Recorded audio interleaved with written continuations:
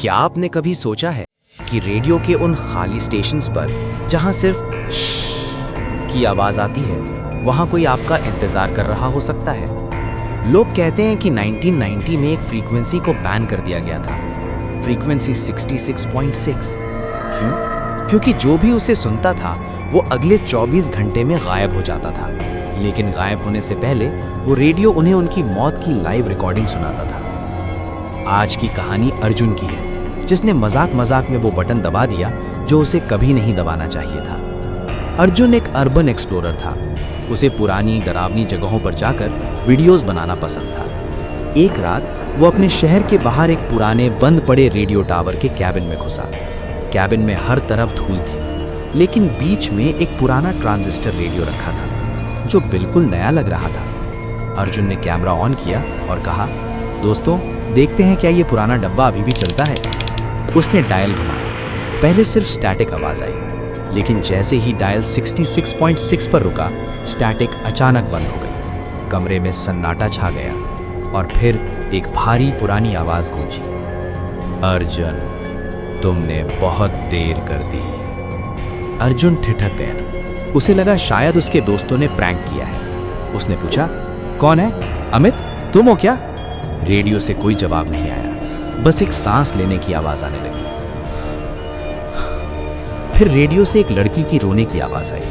अर्जुन को वो आवाज पहचानी हुई लगी। वो उसकी बहन की आवाज थी, जो 2 साल पहले एक हादसे में मर चुकी थी। रेडियो से आवाज आई, भैया पीछे मत देखना, वो तुम्हारे पीछे खड़ा है।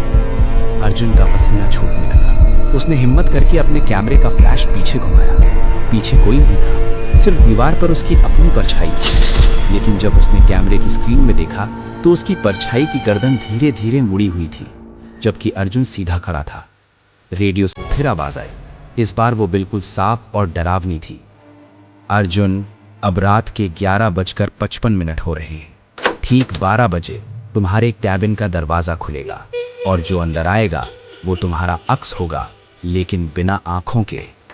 अर्जुन डर के मारे वहां से भागने के लिए दरवाजे की तरफ लपका, लेकिन दरवाजा बाहर से लॉक हो चुका था। उसने खिड़की तोड़ने की कोशिश की, लेकिन कांच लोहे की तरह सख्त हो गया था। रेडियो पर अब एक काउंटडाउन शुरू हो गया था, 10, 9, 8। अर्जुन ने चिल्लाना शुरू किया, बचाओ, कोई है। लेकिन उसकी आवाज कैबिन से बाहर नहीं जा रही थी। रेडियो की आवाज, 3, 2, 1, स्लैंग। कैबिन का दरवाजा धीरे धीरे खुलने लगा। अर्जुन ने कैमरा दरवाजे की तरफ किया। अंधेरे से एक हाथ निकलकर दरवाजे को पकड़ता है। वो हाथ बिल्कुल अर्जुन जैसा है, लेकिन उसकी चमड़ी काली और सड़ी हुई है। अर्जुन की चीख निकली और कैमरा फर्श पर गिर गया। स्क्रीन धुंधली हो गई, लेकिन दिख रहा था कि वो चीज अर्जुन की तरफ रेंगती हुई आ रही है। रेडियो से आखिरी आवाज आई, welcome to the frequency Arjun. अगली बारी